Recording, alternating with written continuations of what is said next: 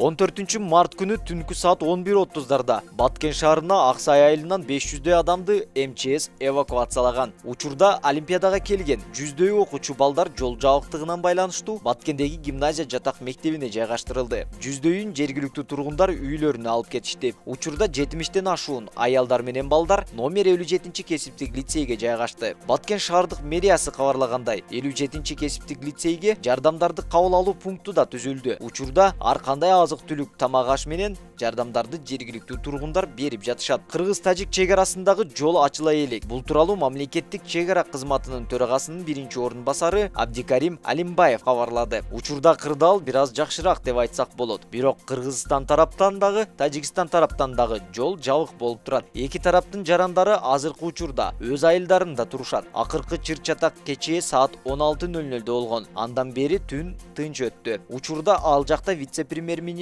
Разаков, мамлекеттик чек ара кызматынын төрагасы, Ички иштер министрлигинин тобу иштеп жатышат, деди Абдикарим Алимбаев. Кечээ 14-мартта президент Сооронбай Жээнбеков Тажикстандын башчысы Имомали Рахман менен телефон аркылуу сүйлөшүп, чек арадагы абалды талкуулаган. 13-мартта Кыргызстандын Аксай жана Тажикстандын Мехнатабад айылдарынын тургундарынын ортосунда чатак чыккан.